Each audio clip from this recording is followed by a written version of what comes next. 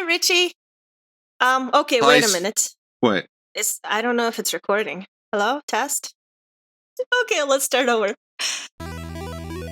Ribbon! Chelsea! What are we doing here today? We're talking about Katamari Damacy. Woo! I'm really hyped because I really love that game. Oh, good. Yeah, I've never played it before, but I knew of it. Well, I didn't really know of it, but I've seen the main character here and there. But after playing this game, I say it's the #1 game in the world and everybody needs to play it.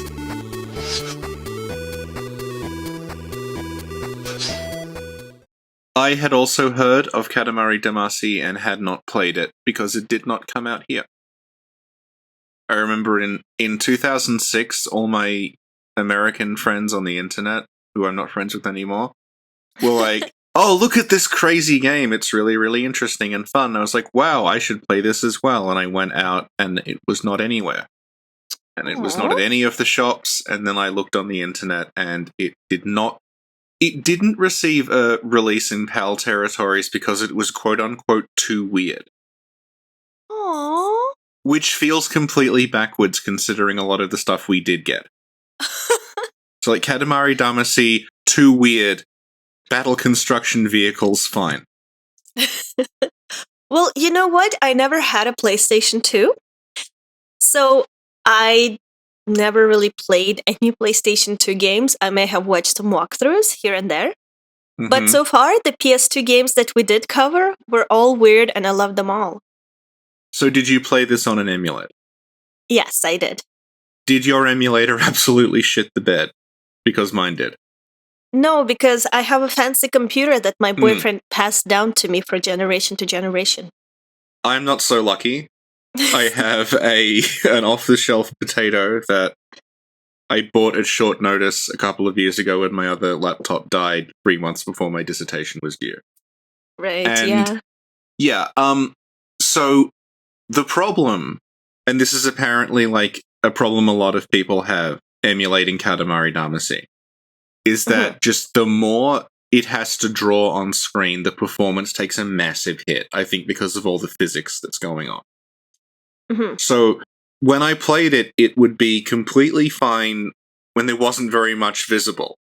But then the more that was going on, the slower it would get. And one of the things about Katamari is that as you play through it, you get bigger and bigger and you see more and more of the world. Yeah. So toward the end, it was running at like 2 FPS. Aww.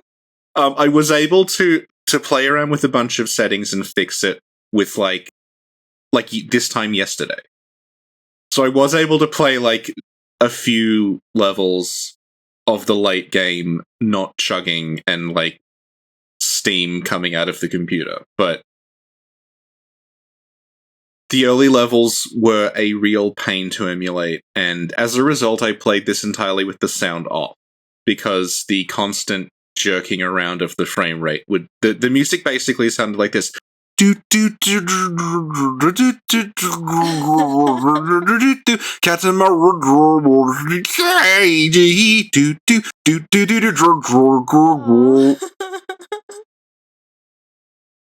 So I played it with the sound off and loaded up the OST and listened to that separately while playing.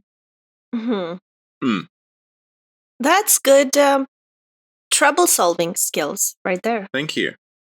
Put that on your CV. Yes, and the game did not come out here, so I am morally allowed to steal it in this way. I am morally allowed to steal it because you're morally allowed to steal it, and we're a team. That's true, yeah. Transitive property of being morally allowed to steal things passes on to you. Yes, exactly. Yeah. This was re-released in a version I could play, but fuck that.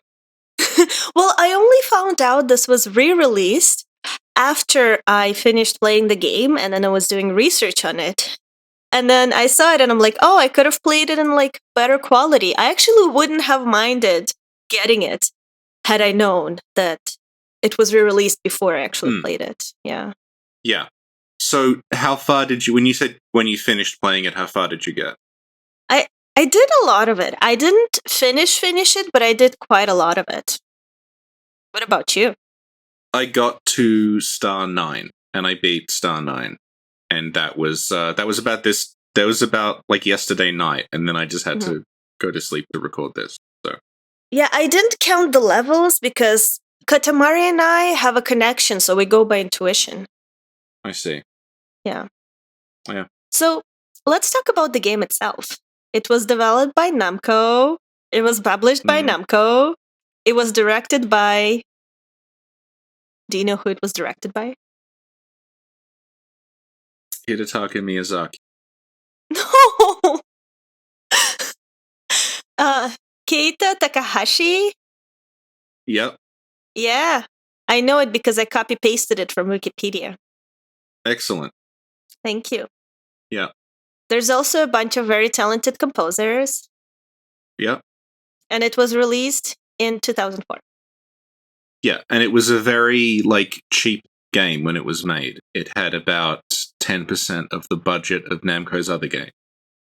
And it was sold at a budget price when it first came out. And it became a hit gradually. It didn't sell amazingly well when it was released, but people just kept buying it, so the fandom sort of grew slowly. Yeah. Kind of like Demon's Souls, right? Yeah, it is a Souls-like. Well, I actually have a paragraph in the end in my notes where I say why it is a Souls-like, but this is another reason. So the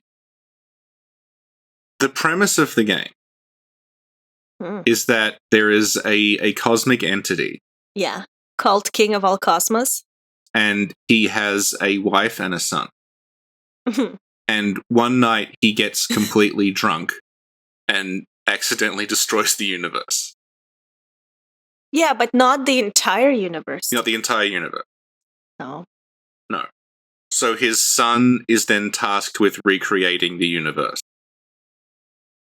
Well, to be specific, he's tasked with putting the stars back in the sky. Yeah. Yeah. Yeah. And I pointed out the detail that it's not the entire universe because the game takes place on Earth. Yeah. And his son's, the way that his son has to fix it is his son is given an adhesive ball called a Katamari. Yeah. And he has to roll it around, and as it touches things, they stick to it, like a snowball getting bigger and bigger as it rolls down a mountain. And the idea is you just have to roll the Katamari up as big as possible, and you have a time limit and you have to have reached a certain Katamari size by the time the time limit expires. And when you do that, the Katamari is sent. The Katamari then becomes a new star, and you see the King of All Cosmos pick it up and put it back in the sky. So you're making new stars out of objects you find on Earth.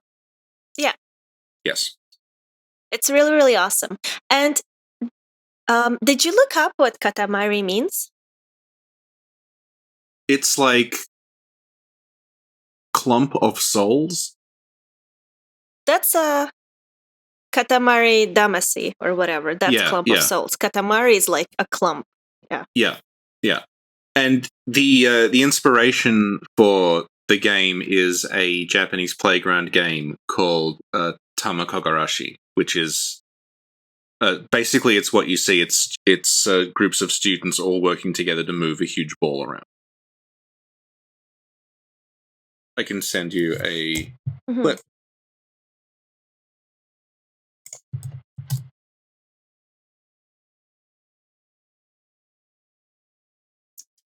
Oh, I see. Yeah.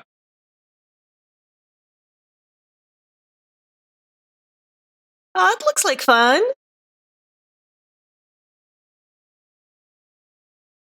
Next time we should live stream us playing this game. What at our high school? Sure. Just doesn't have to be a high school. It has to be like a place, and yeah, we would have to both be there. Yeah. And point being, what Patreon here. Exactly. What I found really interesting is that the father creates this mess, right? Where he destroys the stars. Yep. And then he's like, well, son, you gotta help me fix it because our problem is your problem, yes? Yeah. And the father, the king of all cosmos, refers to himself in plural. So after he tells the son, like, that our problem is your problem, he's like, you owe us your existence. We collect on the debt. Yes? Yeah. And he constantly insults you throughout it. Yeah. Like, I think one of the first things he says is like, when, because you have like, what do you call it? The Firelink Shrine equivalent? The planet that you live. Yeah, what do you call that? I'm having I don't know. No, the word. Oh, the hub. Yeah, there we go. Yeah. And it's a planet, and he's explaining it to you at first. He's explaining it to you that this is the hub, and then he's like, so you're not just small, but a bit slow too. As a parent, we cannot feel but partially responsible. So it's like right off the bat, he's insulting you. He is specifically disappointed that you are only 5 centimeters tall. And at the very end of the game, he congratulates you on having grown an extra 2 centimeters. Yeah. I felt, at that moment, I felt a little proud. I'm like, oh, he does love me. Yeah. Yeah. But I didn't literally experience it because the end of the game I watched through a walkthrough. But I still felt proud. Yeah. Yeah, of someone else's accomplishment. Yeah. Yeah. And another interesting thing is that your father sends you to different places around the globe to make the Katamaris. Yes. So I thought that was really cute. Well, like, he sends you to different places, but he frequently will send you to the same place multiple times. How so? It's like, several of the stars you will make them out of, they'll be like the same city map, but you'll go to different places in it. And then as the, I guess we can talk about, like, the way it uses scale. Mm-hmm. To make, because what will happen is there will be you'll have to, like, roll up a Katamari that's, like, reasonably small, that's, like, 10 or 15 centimeters. And then later on you will go back, and your job will be to roll up a Katamari that's, like, 100 centimeters or 200 centimeters. And because the world is moving, like, relative to the Katamari, you'll go back to the same area, but now because you are bigger, you're navigating it in a different way. Mm-hmm. There's I think it's the 8th star, does, I think, a really good job of that, where you start off underneath a car. You're that small. Mm-hmm. And you have to pick up the things on the ground under the car, but then the level is, I think the time limit is like 18 minutes or something, like it's pretty long. And you just keep building and building and building up until like you do a circuit of the level, and if you've collected enough Katamari stuff, by the time you get back to the car that you started off under, you are actually big enough to pick up the entire city on the Katamari, as if it's just one huge object. Yeah. Yeah. I actually really liked that idea. It's like a fast-paced, simple puzzle that's really interesting. Because you can't pick up objects that are bigger than you until you get as big as the object by gathering up smaller objects. Yeah, and this when you start off at very small Katamaris, that becomes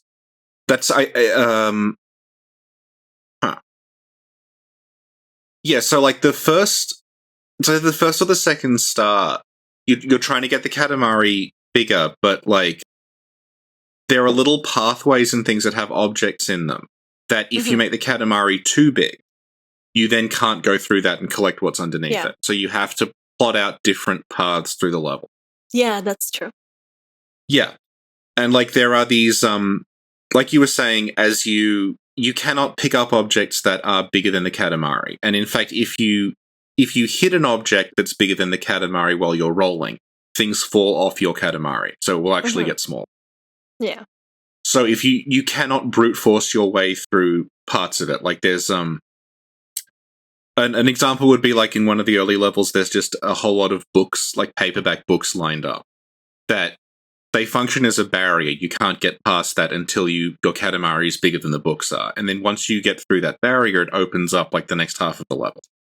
Mm-hmm.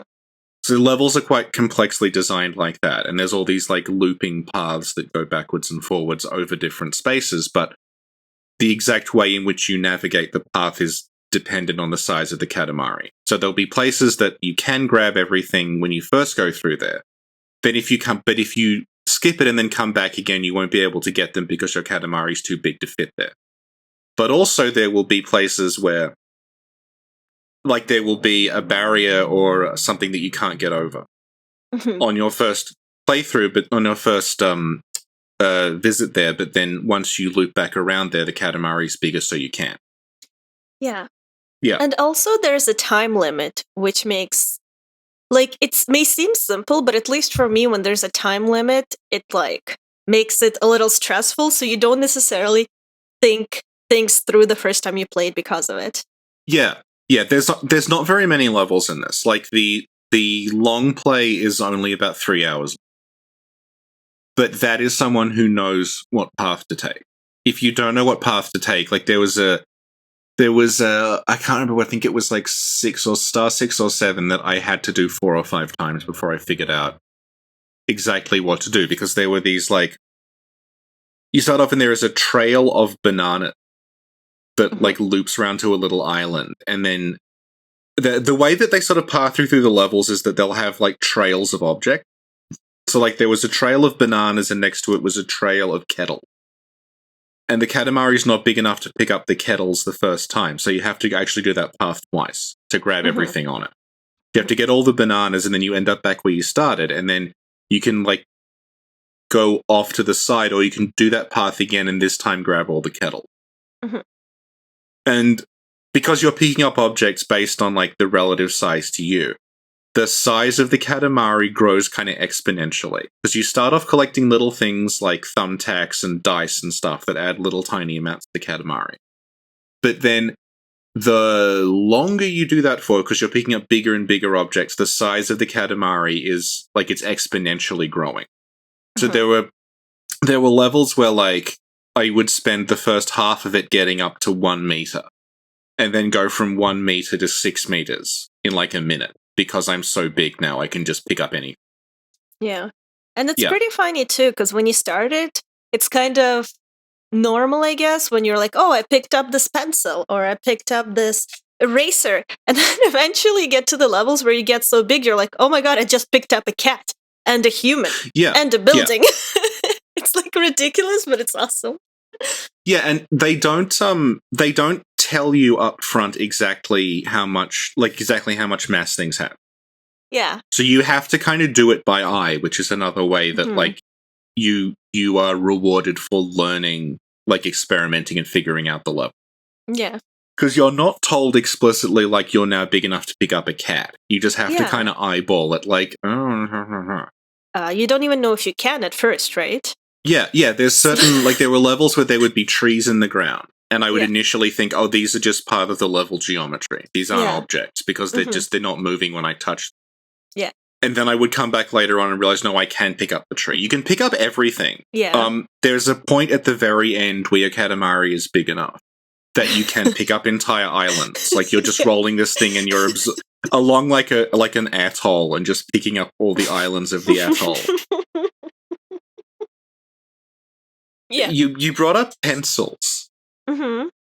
That's another interesting thing about the Katamari is because I know where you're going. Go ahead. Yeah, it's not a perfect sphere. No. Because it takes into account everything that's stuck to it. So if you pick up a very long object like a pencil or a skyscraper or a ship, or a road sign, it, like, juts out the side of the Katamari. And that's taken into account when it rolls. So suddenly, instead of rolling like a ball, it's almost like the Titanic sinking. Like, you roll this thing and suddenly you have this enormous mass balanced on the bottom of, like, a traffic light you've picked up. Yeah. And it sort of, like, teeters and then, like, falls forward and smash it. Yeah. And that becomes, like, another way to, like, that's obviously like not ideal, but also because the Katamari is able to go up higher, you can use that to your advantage to collect like birds or like people who are on an overpass. Yeah. Yeah. And another thing... Okay. Yeah, go ahead. You go ahead. Yeah. The interesting thing about stuff that makes up the Katamari that I noticed is that I'm pretty sure this happens with other animals, but it mostly happened to me with mice. Where if you pick up something an animal wants to eat on the Katamari, they then make a beeline for the Katamari because they want the thing that you've got. Mm-hmm. There was a specific level that was designed around this where at the beginning of it, there's a whole lot of pieces of cheese that are very easy to collect, but there's also mice. And if you pick up the cheese, the mice then ram into you, and because the mice are at that point bigger than the Katamari, you will just lose the cheese immediately. Yeah. So in order to get the cheese, you have to roll up a Katamari that's bigger than the mouse and then come back again. And then you can grab the cheese, and then not only will you be able to collect the mice, but because you have the cheese, the mice will then like swarm to you. Yeah. And you will end up with this giant ball of mice that you can roll around. And like I saw that there were fish and cats, and I assume it's the same thing, but I never noticed it. Yeah, I didn't try that. Yeah. Cool. Another thing is that before you start your level, the King of the Cosmos tells you how big the Katamari should be and what should be in it. Because he has because he wants to rebuild the sky in a very specific way, but also it seems to be like half improvised, where he's like, the sky needs some deliciousness, add some crab, the sky needs some mystery. Yeah, there's certain themed levels. Like there's two different kinds of levels. There's the one where it's just like, make the Katamari the correct size within the time limit. Those are called stars. And then you have constellation ones. Yeah. And the constellation ones are, I don't think it's actually possible to lose them. I didn't play all of them. But they will be like a score attack thing where it's like, there's a time limit, but your goal is not to make the Katamari as big as possible. It's you have to collect as many of the thing that's this special thing in this level. So like the Pisces one, in order to do the Pisces constellation, you just go around a level you've already done, but you're graded on how many fish you collect. Like it'll say like there's this many fish in the level, and then when the timer runs out, you're just graded based on like you got 56% of the fish. And even if you get like 1%, the game doesn't care. I don't think it's actually possible to lose those ones because you're just automatically like it's there. And because like it's a constellation, what happens is the more of the thing you get, the more of the constellation you fixed up. So if you get like with Pisces, if you get like almost no fish, you'll get a couple of stars from Pisces. But then if you get all the fish, you'll see the whole constellation formed in the sky. And the one that I was interested in the most there was the Gemini one. Because in order to make Gemini, you had to collect twins. So it became about rolling around and trying to find like identical duplicates of things. So like you'd find like a melon, and then you'd have to find like the other melon, and it wouldn't count until you found both of them. Yeah, that was the mystery one, I think. Yeah. Yeah. There was another one you had to make Corona, and in order to do that, you had to find just objects with crowns on them. So it was a typical Katamari level, but just randomly things would have crowns, even if it didn't, like things that should not have crowns, like a vending machine would have a crown on it. There'd be like dogs wearing crowns. There would be like a palm tree with a crown. You had to collect all these things with crowns on. One that I found kind of creepy was when the king was like, there needs to be some grace in the sky. And he's like, I want you to get some swans. But then he tells you that the swans haven't hatched yet. So you have to roll up eggs. But then as you roll up the eggs, the swans start hatching. So it's like this weird, horrid mess of like eggs and birds hatching on your Katamari as you roll over more eggs. And then there's this beautiful, charming music playing in the background. It was so weird. The graphics of it are like, it's not cel shaded. But everything is flat textures. There's almost no like shading to anything. And the design of the humans is intentionally like there are humans in it that you can roll into a ball.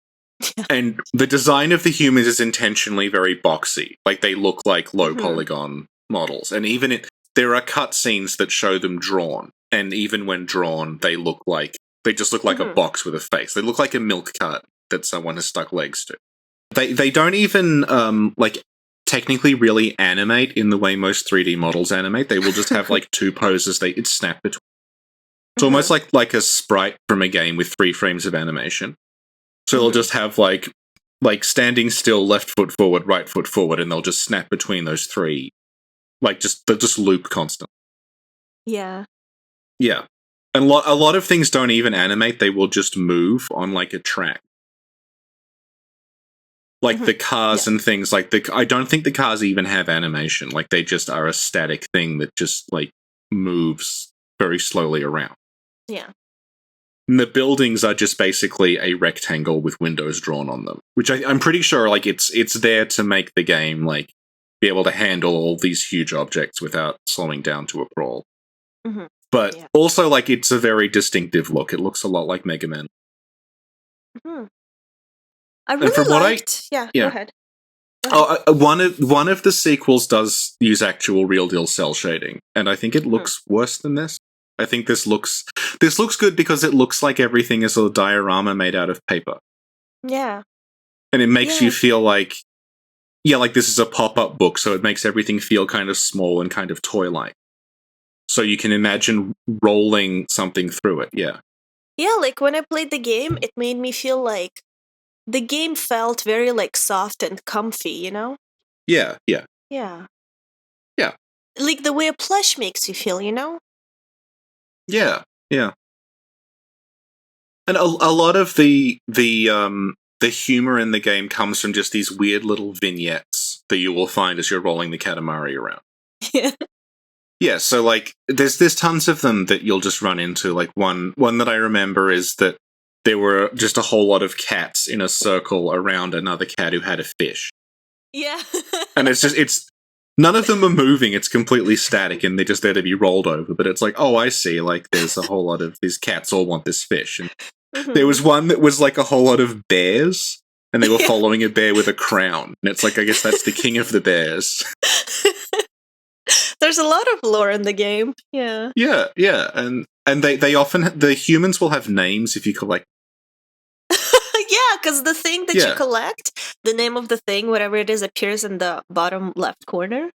Yeah. Yeah, so it'll have a name like Thin Schoolboy or something, and there'll be a group of school children on a road trip, and you can collect them all with your Katamari as you're rolling through it. And there's you can collect the principal is standing there, and if you collect the principal, he's yeah, put me down. Yeah, and when you collect humans, it's so weird because they're hey! And then they're flailing their arms and legs in the Katamari, but you just keep rolling. Yeah, yeah. I found the Dashing Prince the most adorable character ever. Because he's tiny, right? And he's rolling this big Katamari and he's trying his hardest, and it's so cute. Yeah. Yeah. And one thing I found, I guess, kind of funny in the beginning, when the King of All Cosmos was talking, I'm what's that sound? And it sounded like, somebody scratching a vinyl or whatever, like a DJ scratching a vinyl. And I'm that is funny. You didn't think that was funny? Well, no, because I played it with the sound off. Oh, you didn't hear him talk? No, the emulation was so screwed up, I just had to mute it. Oh no, Richie, you have to listen to the King of All Cosmos talk. Oh my god. It's possible I did, and I assumed it was in emulated. Okay. I will, Katamari Damacy, King of All Cosmos. Let's see. Okay, go to 2 minutes, 30 seconds or something. Oh, yep, he does talk like a record being scratched. Yeah, I thought that was pretty funny. Don't you think it's funny too now that you heard it? Yeah, it was worth the build-up. Thank you. Yeah. There's a kind of story that goes throughout it about this family. Oh my god, I love that. Yeah. Could you, first, before we go into that, could you describe what the family and the animation looks like? It looks like someone drew a slightly nicer version of the in-game models. So they all look like I said, they look like milk cartons with arms and legs. They're just like box people. And the cutscenes of the game are all 2D. It's just like 2D images moving around. Yeah. So you see this family sort of talking to each other about like, oh, all the stars have gone out. And then in a later one, they'll say, oh, look, Pisces is back or something like that. And it toward the end, they start saying like, I wish Dad was home. And they talk about how like, well, your dad's not home because your dad is an astronaut. And then that pays off at the very end because you roll them into a Katamari and put them in space. And then, because they're in space now, they meet their dad and they're like, oh, here he is. It's beautiful. And then they say, thank you for putting us in the Katamari. We got to go on a vacation to the moon. And that actually made me feel like relief because I felt extremely bad that I was rolling people into this Katamari. Yeah. I thought like, does this mean that like, all these people, when I throw them into space, it's going to turn into a star and they're all going to, like, explode. And the stars will be made out of corpses. But no, they're all going to the moon. And they're like, yay! They're all happy. Yeah. Yeah. Yeah, yeah. Let me ask you, did you hear them talk? Yeah, they're dumb. Because I found the voice acting extremely unsettling. Yeah, it's very, stilted. It's just, yeah. Which I think is intentional. Yeah, well, I know it's intentional, but I was just like, oh my god, this is like creepier than any horror movie I've seen this year. Well, to be fair, it's March. You've got a while. True. And one of the things, and you noticed it too because you sent me a screenshot at some point. You know the little girl? When you create the constellations, she's like, I feel the cosmos. It's so weird. It's like she's part of the choir or something. Yes. At some point, she's like, I feel the cosmos. Ursa Major comes wandering back. It's going to attack me. You're like, what's going on?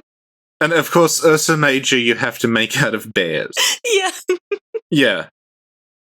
There was one bonus level that was interesting where, like, I was talking before about how you don't get, like, exact measurements of things, you have to do it by eye. And this one is, like, you have a time limit, but you can end the level at any time, and the goal is just, tell me when you think the Katamari is 10 meters. But we're not going to actually give you an exact measurement. So you just have to, like, kind of, like, use your understanding of relative sizes to gauge whether the Katamari is big enough or not before you can end the level. Yeah. Oh yeah, and in one of the levels, they send you to Russia. Which one's that? It's the one where the king goes, "Здравствуйте," and then he sends you to Russia. Oh yeah, yeah. The king will say hello to you in different languages depending on where you're going. Yeah. Yeah. It was funny because I was like, oh, I wonder if it's like what kind of representation of Russia it is. And it's basically like mice, batteries, chestnuts, and Japanese street signs. And I felt very nostalgic. Yeah, I think that's the city you visit a few times where there's like a sort of small urban area and then there's a very steep hill down to a city. And down to this like central part of the city. And that's the one where, like, you will start off, you go to it multiple times, but toward the end, what happens is you'll start off at the top of this hill, the size of, like, a soda can, collecting things very slowly, and then rolling down the hill, getting bigger and bigger and bigger. Do a lap of the city at the bottom, and then by the time you loop around, you're now big enough that you can roll just all the way back up that hill, which you couldn't before because you didn't have enough mass, and just collect, like, entire buildings. And it just gives you this incredible sense of scale that, like, I started here. The Katamari itself, like we talked about, it needs to be bigger than the thing it's collecting. It also needs to be big enough to go, like, up slopes and big enough to go upstairs. Yeah. So, like, there will be areas where there will just be, like, some stairs, and the Katamari's not big enough. And it's not to do with, like, you have to collect the stairs. You just have to make the Katamari big enough that it's got the traction and the surface area to kind of climb. Yeah. Yep.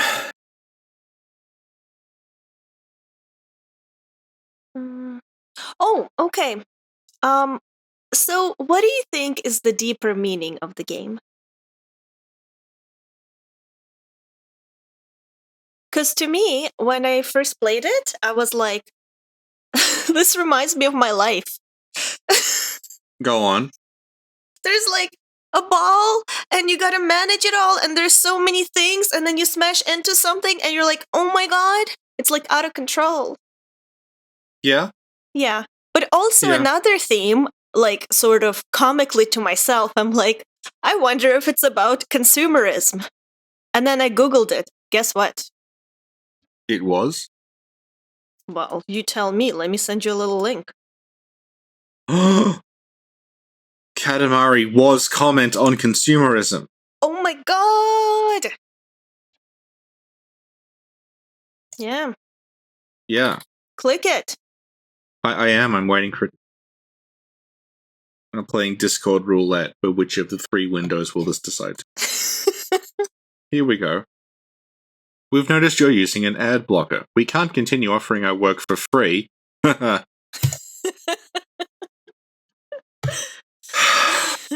Patreon.com/SinclairLore.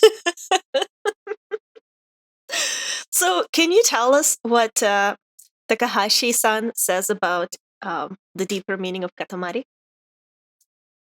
He wanted to make a game about the consumption society, but playing it made him sad. Aww. He wanted to make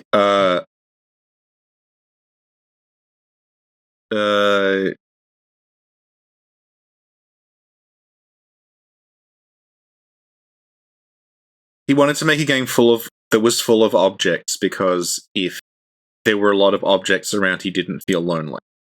But then when they were rolled up into a ball, they all disappeared and he was lonely again. Mm-hmm.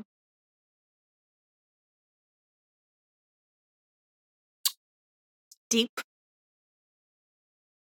Its extreme strangeness has led many to question Takahashi's sanity.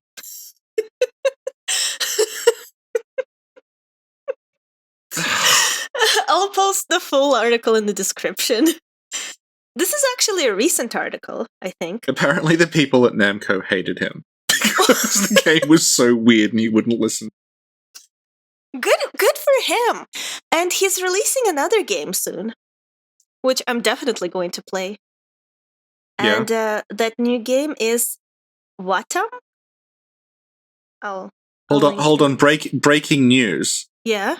His name is Keita Takahashi, but apparently people are calling him Hater Takahashi. Why?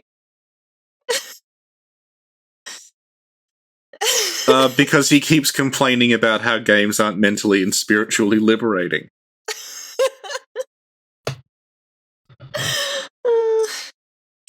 Either way, look, he's working on this game. Watam set to release in 2019 for PlayStation 4 and Windows platforms. I'm definitely gonna play it. Look at how cute it looks. As soon as I saw this image, I'm like, this is what the inside of Sin's brain is like. Just all these weird faces and food flying around. But I imagine the soundtrack is just you going...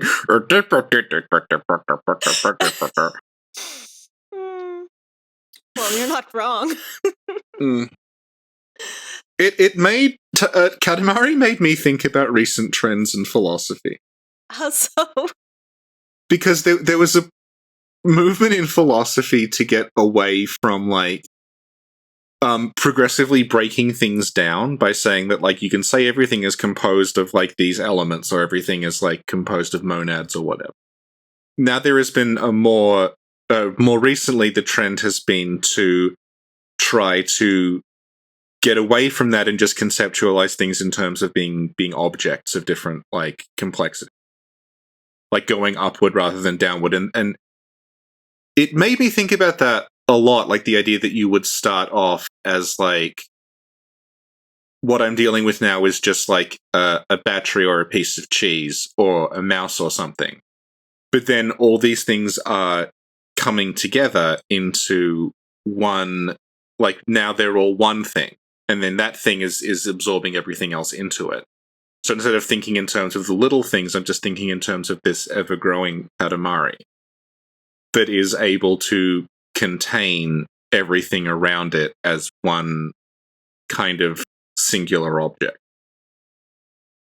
Particularly the very end of the game, in which you roll the Katamari along some island. So it's not even that you're collecting the individual things on the island. It's actually scaled up where, like, normally you would be able to collect individual flowers and rocks and things on that island.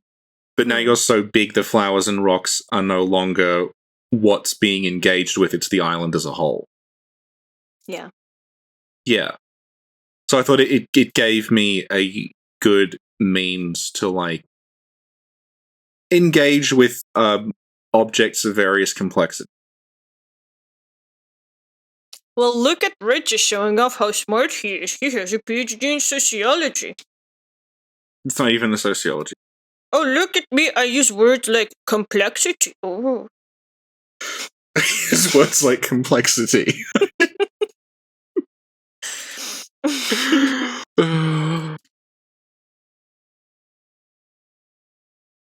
Do you have anything else to say about Katamari?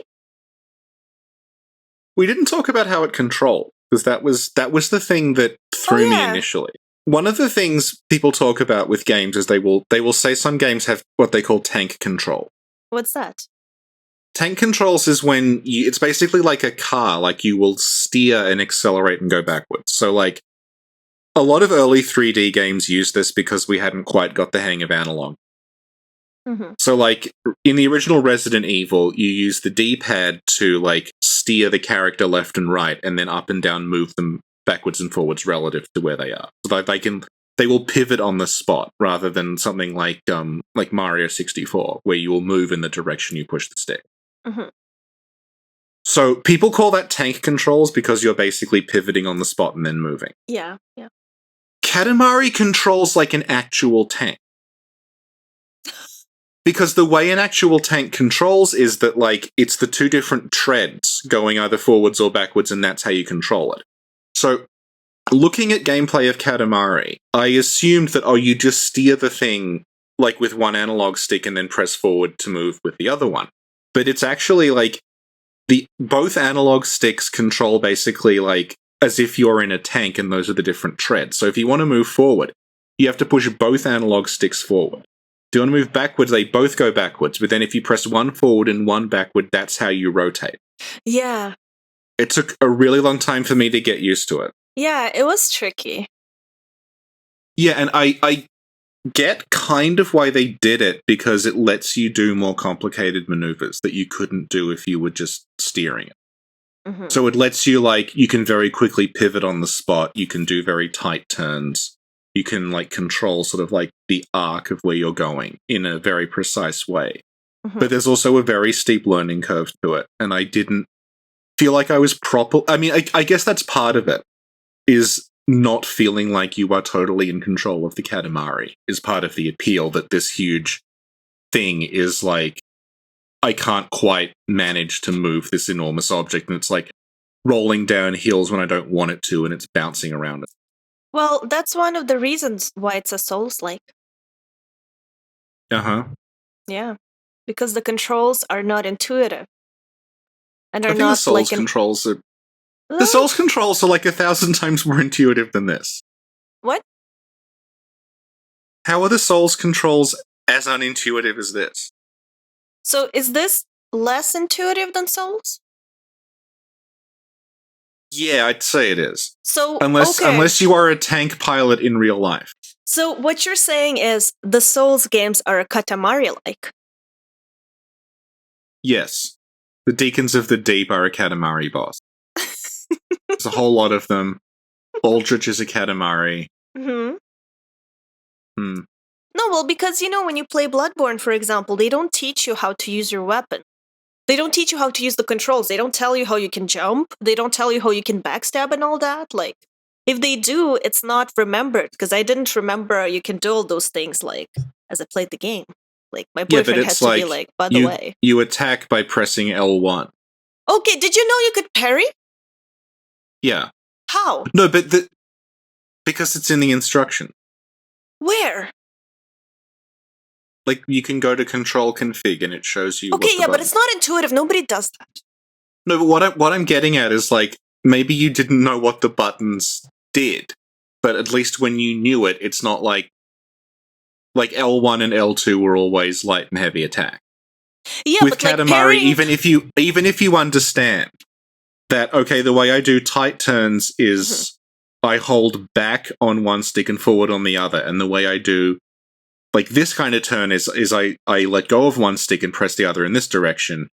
And like the way that I move in a curve is like I'm holding forward on both, but then I pull back on one slightly, and that makes me turn slightly in like a broad kind of arc.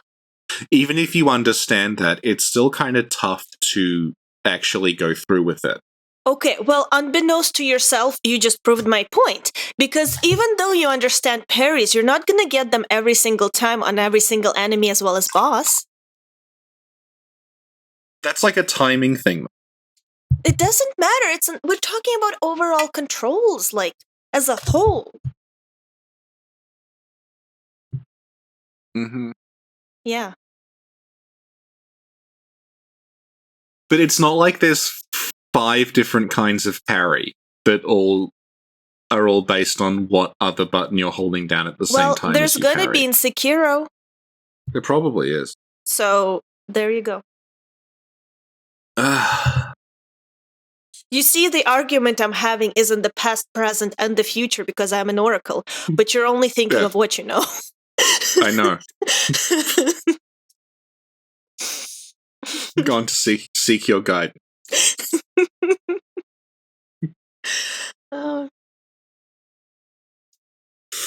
Another reason why it's a Souls-like, it's because in the beginning, when you roll the object, and you like try to roll an object that's bigger than you can't. And as a matter of fact, it makes your Katamari smaller if you smash into an object that's bigger than you.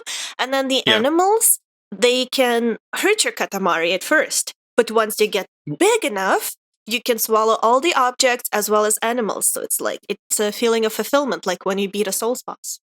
But if it was a Souls-like, wouldn't it be that the first time you run into something that's too big for your Katamari, you think you can't do it, and then you realize that you could, and when you do that, you get the demon's great. No, actually, if it was a Souls, the first time you run into something that's bigger than you just die. Yeah. But anyway, it doesn't matter anymore because we determined that Souls Bakiro is a Katamari-like.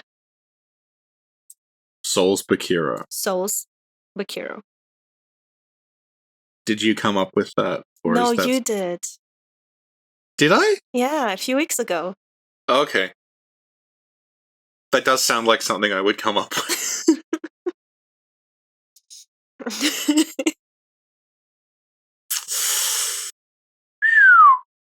I really liked when, in the end of Katamari, the dashing prince was dancing, and there was this happy music in the background. It was really beautiful. Did you love it? Yeah. Okay. But the ending is that, like, the credits roll over the earth. And you are the prince and you are collecting just the different countries of the world based on their mass. So you start off with, like, some Pacific island. Mm-hmm. And then as the Katamari grows, you collect larger and larger countries. And as you do that, their flags appear on the side of the screen. So it's like, the game talks about consumerism, but also about, like, community. Yeah. Like, all of us together, in one Katamari. Well, I liked that it talks about, like, as far as the Katamari is concerned, there's no inherent difference between, like, a mouse, a battery, a plastic swan, and a tree. But, like, it's all just, like, there's not a hierarchy. All that matters is the size of it, which is relative anyway. It's So, like, beautiful. you can, a person can be part of a star, as can a floral clock, as can a child's drawing of a dinosaur. Yeah. Yeah, I think we need to work on, like, the Katamari, like, theory of the universe.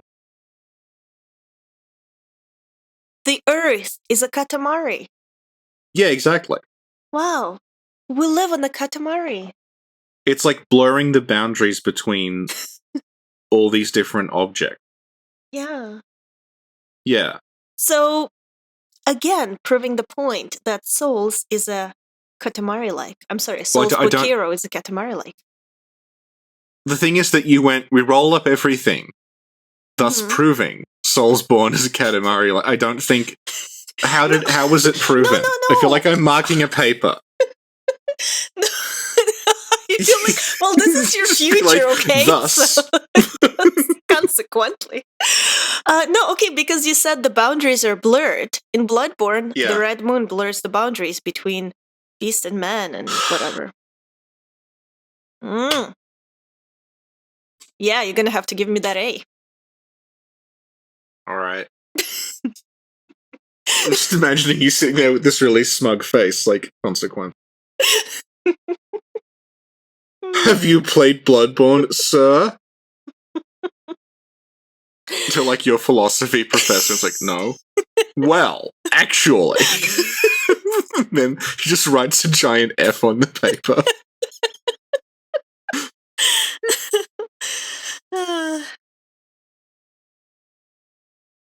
So I asked some people if they had questions about Katamari, because we were recording a podcast on it. And Bob Witz asked, what is your and Rich's favorite song from the soundtrack? I don't know what any of the songs are called. Yeah, me neither, but you can hum it. Cool. There was a vocal one that's like, we all come together. I like. The soundtrack is like intentionally like cheesy sounding lounge music. I disagree with that. Na na na na na na na na na na na na na na na. That's my favorite. Na na na na na na na na na na na na. It's like so simple and pure. It's beautiful. It's like a song you would write. Yeah. Yeah. Oh.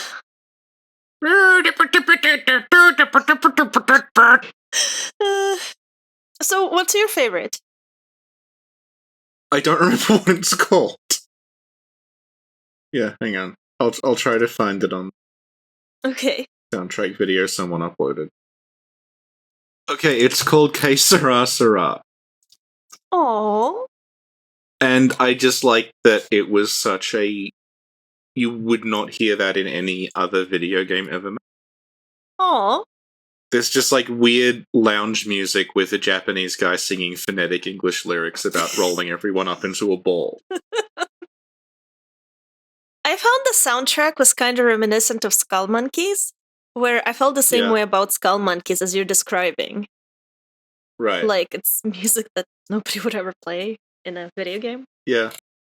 Yeah. Okay. Alison Baker says, no question, just wanted an excuse to post Katamari on the swing. And I'll link it to you. And by the way, Alison Baker does really awesome playthroughs and stuff like that on her YouTube channel. She does. Yeah. So I'll post that in the description and everybody go check it out. I actually love all the songs from Katamari. Simon asked, does Richie identify with the theme of parental figures being constantly disappointed with you? A little. A little? But the thing is, at the end of it, they're like, well, I'm proud that you're at least 5 centimeters. Yeah. So at the end, like, you are able to stop them being disappointed. Yeah. I feel like that question should have been directed toward me more, because now my parents are like, when are you going to have babies? Your parents' great one.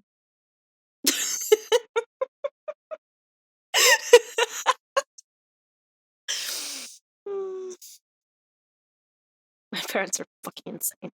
No, they're cool. They're like, we really want grandchildren. And I'm like, okay, yeah, I'm gonna have them, just not with this boyfriend. While my boyfriend sits next to me at dinner.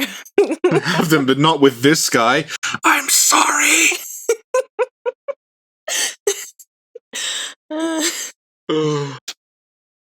Is the channel your child?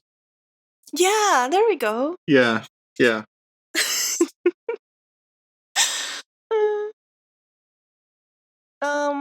Oh, speaking of parental figures, the King of All Cosmos, I thought, had some more weird quotes that I'd like to read. Okay. At some point during the level, he's like, it was boring to watch this whole time. Oh, yeah, I remember that one. Like, okay, thanks, bro. He's like, I fell asleep. Yeah. But then at another point, he's like, oh, what a nice Katamari. Kind of bready, kind of shy.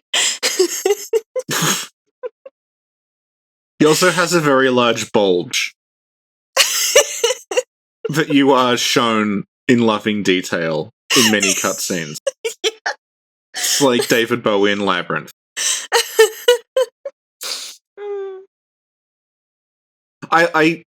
Another thing I like just games in general is that they will insult you. Yeah. I think that's why I like Souls. I like the idea that you make progress and the game not only doesn't care but actively tells you did it badly. Like the Shrine Handmaid in 3. Mm-hmm. Or like the old women in the hut in 2. Where like no matter what you do, they're just completely unimpressed. Yeah. Yeah. Oh, Richie, so I had this thought. Okay. You don't sound very excited by my thinking. Well, I want to hear the rest of it. Okay. You know Marie Kondo, right? Yes. And you know her brand is KonMari? I was just thinking that while I was playing it. Yeah, and she's like the person who will help you declutter your house. Do you think she's going to be the final boss if there's another Katamari game that's going to be made? I was thinking you were going to say, do you think she played this? Oh. And she's like, this does not spark joy. And that began her crusade against clutter.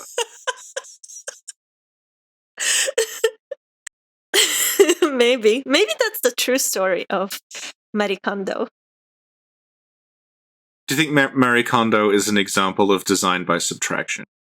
Where you just get rid of all the things you don't need? Yeah. Definitely. I think like Marie Kondo could be applied to a lot of video games to improve them. They have too many systems. Like what? Because I was playing Neo. Mm-hmm. Neo has about 10 different level up systems, several of which I didn't know existed. Yeah.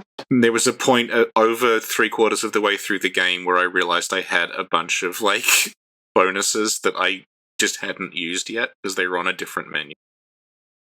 I just feel like maybe Marie Kondo could have come and looked at the menus and said, like, is the title system necessary? Does it spark joy? And I frankly didn't think it did. I didn't think that extra, like, 0.05% damage to people who aren't blocking was really worth adding an extra menu. Yeah, well, you know how I feel about this. You know what I would like? I'd like one weapon. Yeah. No leveling system. No skill points. Just a weapon and one shield. And that's it. Couple of moves. Yeah. Yeah. So I'm really happy that Sekiro does not have a lot of things. Sekiro's got level. But I feel like it's not going to be a lot. Like it's, it's going to be manageable and simple. We'll see. Well, at least in terms of weapons, you will only have one weapon and a few add-ons, right? We don't know how many a few add-ons is going to be, though. Oh, well, I hope not too many.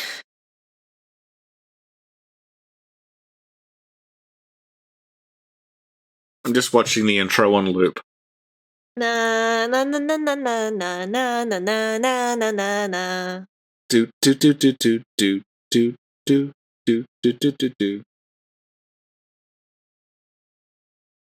Oh, let me ask you, Richie, how do you think the Katamari actually works? Like, as it gets bigger, does it have like a greater gravitational pull, or do you think there's some hot glue involved? I think it's just meant to be the gravity of it. Okay. Although weirdly it doesn't attract things, it has to touch them, so maybe it is.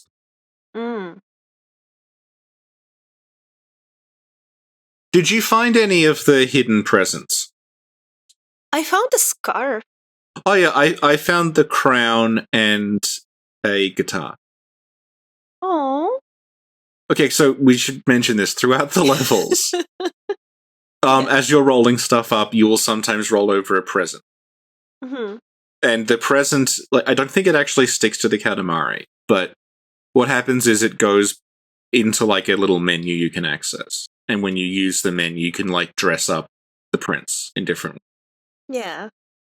Yeah. So I got him wearing a little crown for a lot of it. Oh. And the King of All Cosmos is like, oh, yeah, I should have gotten you a gift, but I didn't. Go find it on Earth. Yeah. Yeah. I feel like more games should have this attitude. The thing is, like, Katamari has that attitude from the king, but the game itself is very, like, gentle and easy to play. Yeah. And I feel like that maybe that should, if you could combine that kind of attitude with a game that's very, very hard, I would like it a lot more. Yeah. Yeah. I agree. Rich, I have a technical question. Go on. You mentioned that the Dacian prince is like 5 centimeters tall. Yeah. But clearly here, he's like a giant. Look. You see, that's the Earth. Well, what planet is he on, though? Is that the Earth? I think that's the Earth.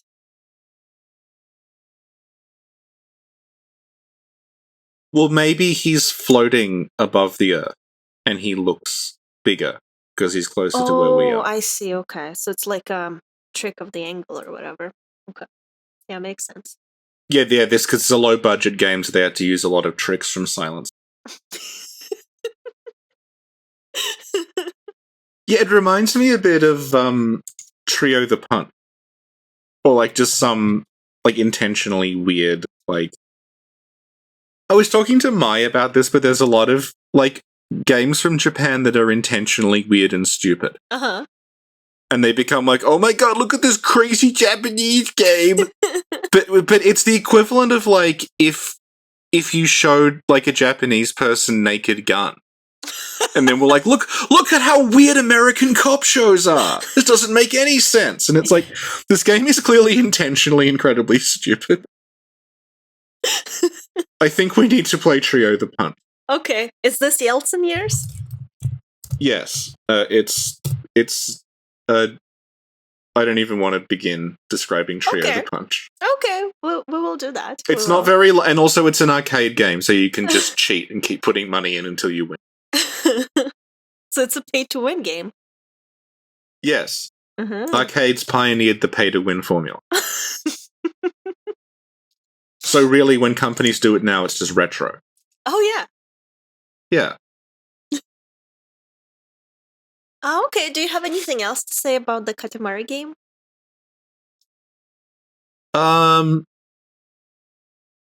No, because I have no memories of it, because my only memory is not being allowed to play it, because it wasn't out here. And you were worried that we wouldn't have enough to say, but look how long we've been talking for. Yeah. Well, I was worried because you said... I said, I can't get it to emulate properly, and you said, just watch a long play. Yeah. And I said, but I haven't played it. And you said, all you do is roll things up. That's the game. Well, technically. So I imagined the episode would just be going, all you do is roll things up. If you want to see what we mean, look on YouTube. See stuff being rolled up. And I'd feel terrible because this was a Patreon request. Oh, Richie. Okay, so I guess that's it for today then. I guess it is. this was super fun. I really love this game. Yeah. Yeah, it's really, really awesome. So far, like I said, the PlayStation 2 games we've been recommended have been amazing. And if you'd like to recommend a game, check out the patron tier or whatever in the description that's relevant to that. And also, we mentioned Alison Baker before, so again, check out her channel, which is also in the description. Oh, and someone else you should check out. There's a creator called RBK, and yeah, and they made a really, really cool thing that I will link you, Richie. And it's basically I have known Arby for a while. Oh yeah? Oh yeah. Oh, that's awesome. Because there's this celestial child pin that they made. It's pretty amazing. Yes, yeah. So I'll link their stuff in the description as well, so check it out as well. Do you want to do the outro, Richie? You might say that We Love Katamari 2005. That was the sequel to Katamari Damacy. Was We Love Katamari. Go in. And we do. Yeah. Yeah. And I'm sorry that... I'm not sorry because it's my fault because I stole it, but... I am disappointed that it took me a week to get my emulator settings functional enough to play the game at a reasonable speed. Because this is something that I would be interested in properly finishing. But I think I got 3/4 of the way through before I just ran out of time. And I'm sorry that I didn't know that it was available on PS4 before playing it. Because I would have gotten it. No, we have to play the original version. Oh, okay, right. Sorry, Richie. Yes. Yeah, that's true. That's my justification for thievery. Right, and my justification is that we're a team.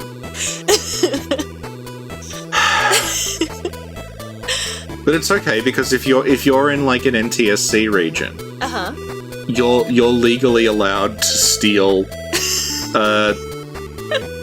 Demolition Girl, the PAL region game about a woman in a bikini who attacks a city.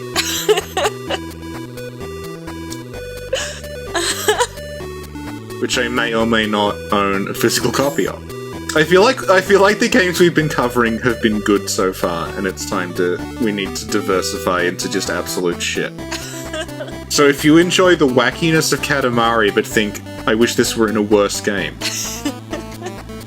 I can hook you up with a lot of stuff.